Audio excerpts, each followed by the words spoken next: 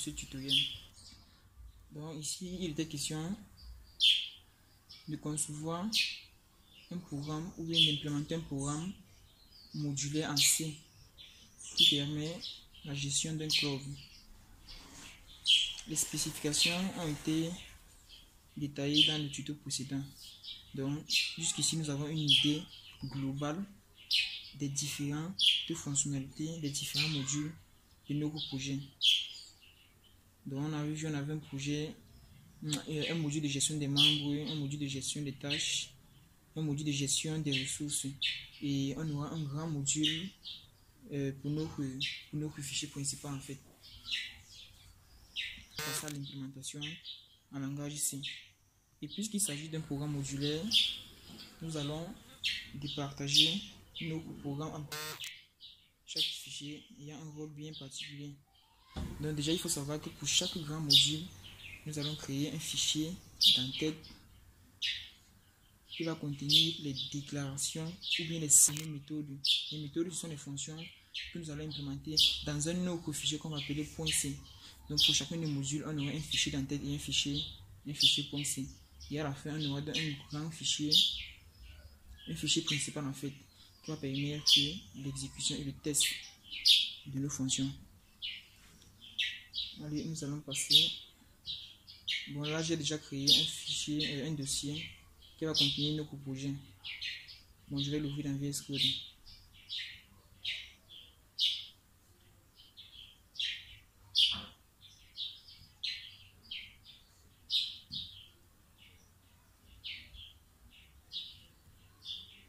Ok, je sélectionne là mon projet et puis j'ouvre mon projet. Bon, nous allons commencer par le grand module qu'on appelle gestion des membres. Donc pour cela, comme cela a été dit, il s'agit d'une programmation modulaire. Donc nous allons d'abord créer un fichier d'entête. Donc là, je vais appeler cela membre.h. Voilà, qui est le fichier d'entête du module gestion des membres. Dans membre.h, nous allons donc déclarer nos différentes méthodes. Ok. Donc c'est if define membre underscore h. Ok. JS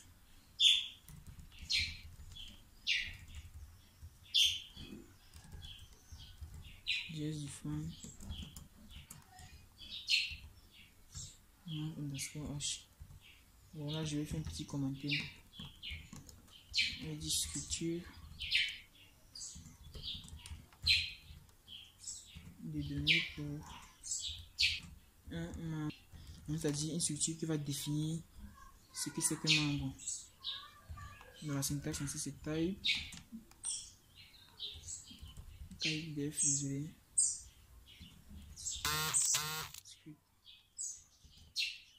Et à l'intérieur, on définit donc les différentes caractéristiques d'un membre. Dans notre un membre défini par un numéro.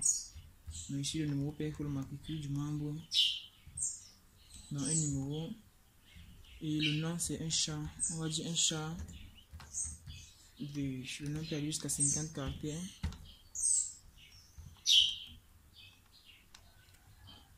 Un autre chat pour le prénom. Je vais prendre 30 caractères. Ok. Bon, et là, je vais mettre autre. Au cas où vous avez besoin d'ajouter d'autres attributs. Donc, autre attribut. Ok. Et ensuite, je vais nommer le nom de ma structure. Donc, je vais appeler ça membre. Donc, partout où j'aurai besoin de manipuler un membre, c'est ce nom que je vais utiliser. Donc, là, je mets un point virgule à la fin. Et là, j'ai terminé la définition de membre. Donc, je connais là ce qu'on appelle un membre. Ok. Puis, nous allons donc déclarer nos différentes fonctions. un petit commentaire.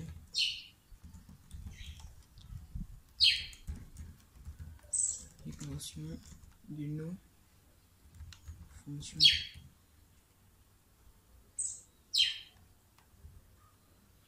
Bon, la première fonction, ça serait une fonction qui permet de créer un membre en fait. Créer un membre. Et créer un membre, ça ne retourne rien. Quand on crée un membre, on ne retourne rien. Donc je vais dire void créer underscore membre. Oui, et pour créer un membre, ok.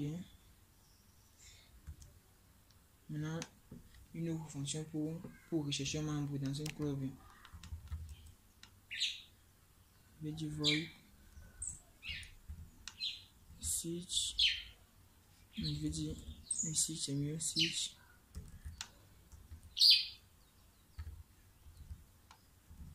Membre.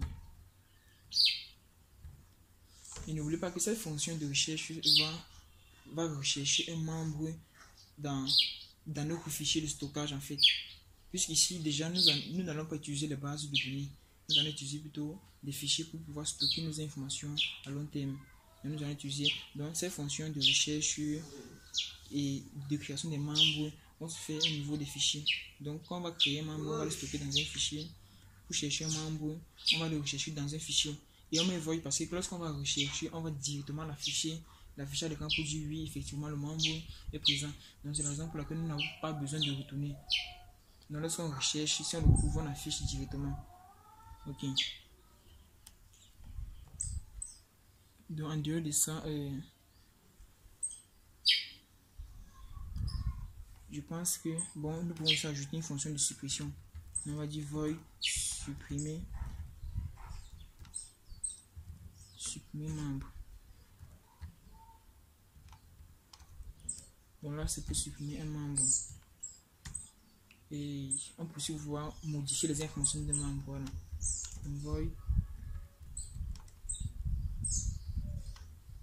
modifier membre. Modifier les informations des membres. Ok. Bon, je pense que là on a déclaré toutes nos fonctions. Et on va donc fermer le if. Donc yes and if. Ok. Donc, je pense que pour le fichier d'entête membre.h c'est bon. Donc on va passer au deuxième fichier. Le deuxième fichier c'est un fichier qui va permettre la gestion des tâches. Donc je vais appeler ça tâche.h. C'est notre fichier d'entête de gestion des tâches. Ok. On va faire la même chose. C'est if def tâche underscore h. Ok. Ici c'est js define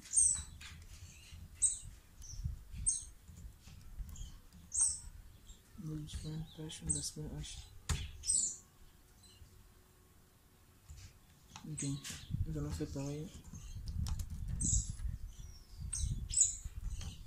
Switcher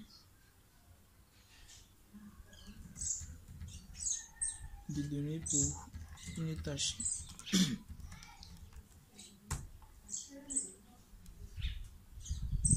Donc nous allons définir ce que c'est qu'une tâche. Donc une tâche, bon, ainsi c'est type-def. On ouvre et on définit les caractéristiques d'une tâche. Bon, c'est quoi une tâche?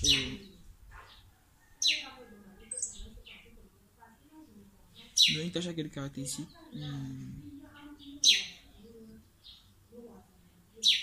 Après le fichier. Voilà, une tâche a un numéro, un libellé, un responsable, un budget et un statut, une date. Bon, nous allons occuper quelques-uns de ces attributs. Numéro, libellé, responsable, budget, statut, ok. Donc un numéro, on va dire un numéro. On a dit un libellé. Donc un libellé serait pour nous un champ. Moucha libellé, c'est-à-dire l'intitulé de la tâche.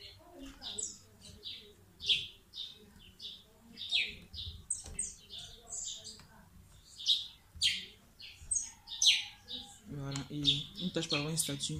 Dans un statut, ce serait un entier. On peut dire 0 pour dire la tâche a été effectuée. Et on peut dire 1 pour dire que la tâche n'a pas encore été effectuée. Donc je vais dire int statut. Un statut. Ok, maintenant une tâche a un responsable. Donc le responsable de la tâche. Donc je vais dire responsable.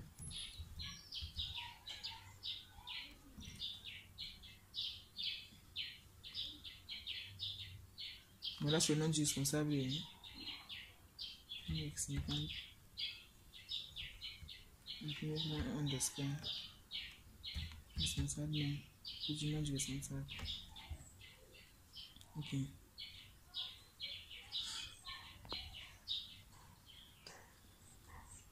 Bon, là, si vous avez deux calculs à ajouter, vous dites OK.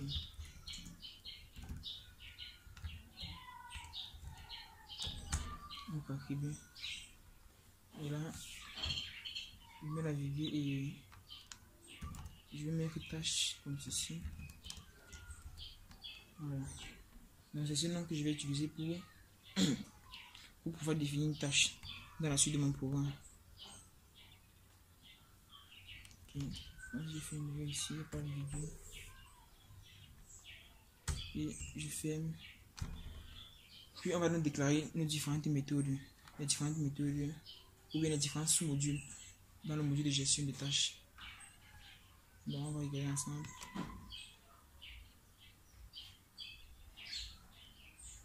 Dans le premier module, c'est la création d'une tâche, le suivi d'une tâche et la modification du statut par exemple. Donc on va dire création, suivi et modification. Donc création d'une tâche, donc on dit void créer tâche.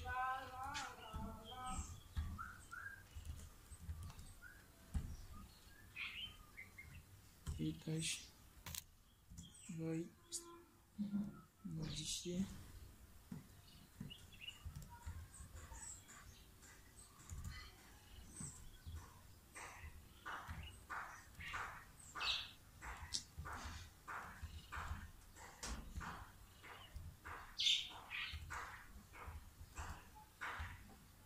Modifier statut tâche.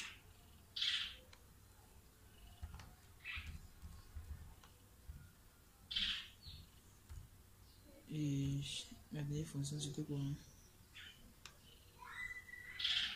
Et suivre une tâche. Donc permet de suivre l'avancement des tâches avec des rappels et des deadlines.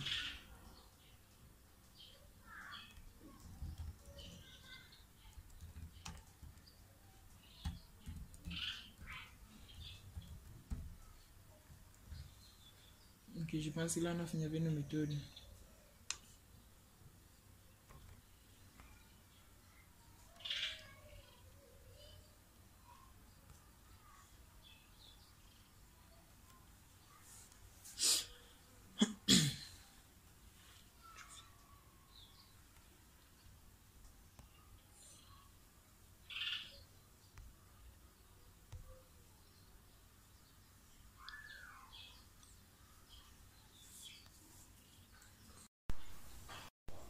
Bon, en plus de ça, nous allons ajouter les opérations de create, c'est-à-dire pour modifier. Bon, on a vu modifier le statut d'une tâche.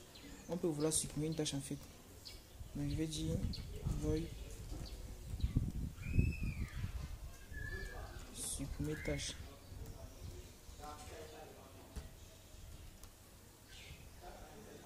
Ok, donc là je vais laisser ça comme ça. Et je pense qu'on a fini avec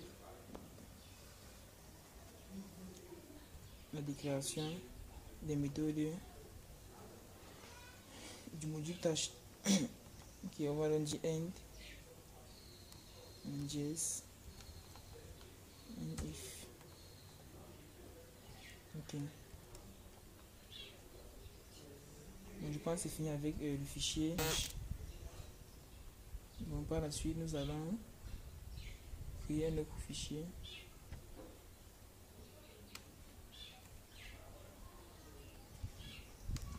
On va dire ressources. Ressources.h. Donc c'est pratiquement la même chose. If on va dire ressources en majuscule underscore h.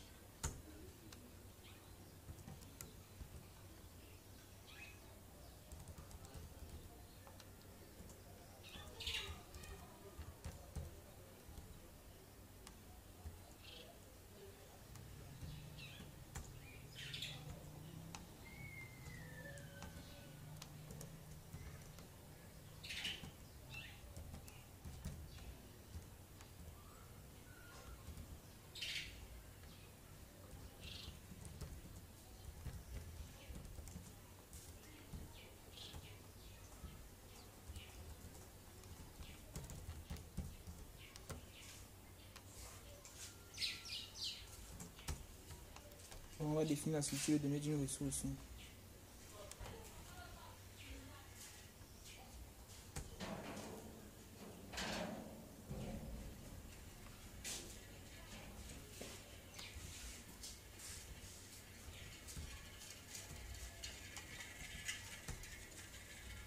Bon, on a dit qu'une ressource était caractérisée par le nom de la ressource, la disponibilité et la réservation. Alors, la disponibilité pour savoir si une ressource est libre ou bien pas, et la réservation pour savoir si une ressource a été, en fait, pour réserver une ressource en fait. Voilà.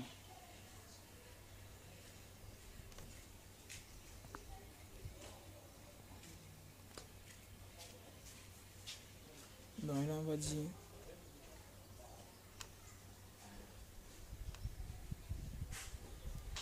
nom de la ressource est Isha.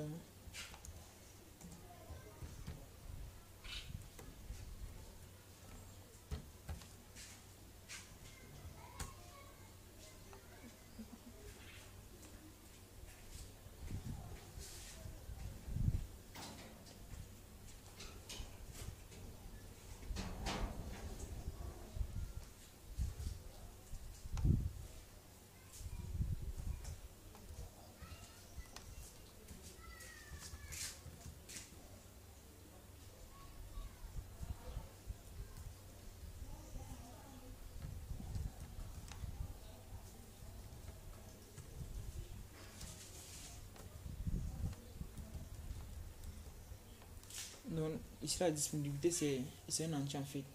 Donc on va dire par exemple 0 pour dire que la ressource n'est pas disponible et 1 pour dire que la ressource est disponible. De même pour la réservation, on va dire 0 pour dire que la ressource n'a pas encore été réservée, 1 pour dire que la ressource a été réservée. Donc réservation.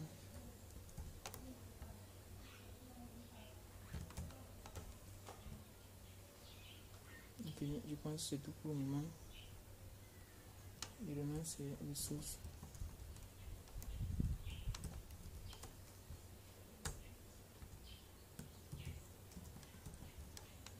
On va dire déclaration.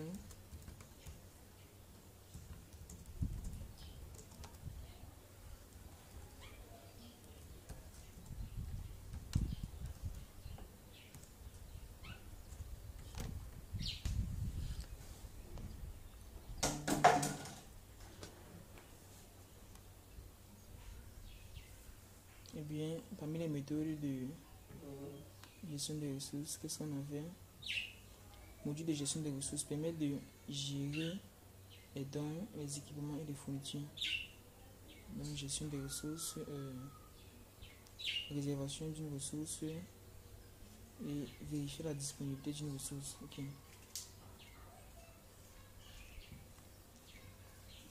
On va dire void.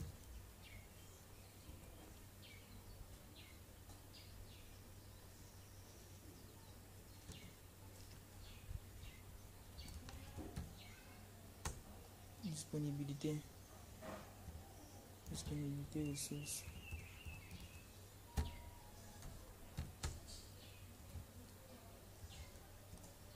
Oui, réservation ressources.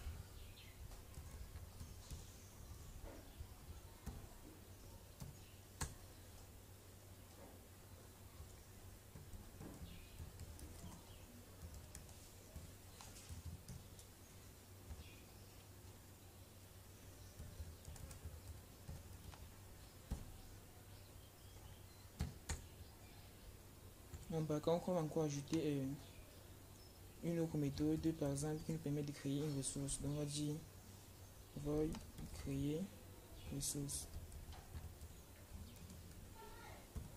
Créer une ressource, on peut aussi vouloir supprimer une ressource, par exemple. Void supprimer ressource.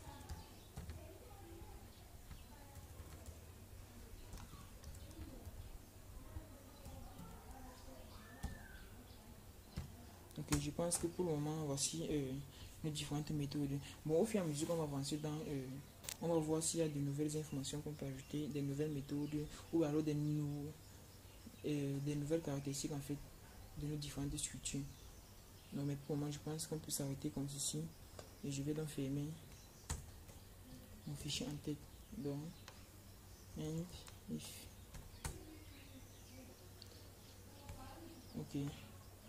Bon, merci d'avoir suivi ce tutoriel et à la prochaine pour une nouvelle suite favorable. Donc, dans la prochaine vidéo, qu'est-ce que nous allons faire? Nous allons définir le fichier .c où nous allons implémenter ces différentes fonctions qui ont été déclarées dans les fichiers en tête. Donc, dans le prochain tutoriel, nous allons pour le fichier membre.h, nous allons définir un autre fichier membre.c qui va donc déclarer et qui va définir nos différentes fonctions qu'on a déclarées. De même pour le fichier ressources.h et tâche.h. Merci et à la prochaine.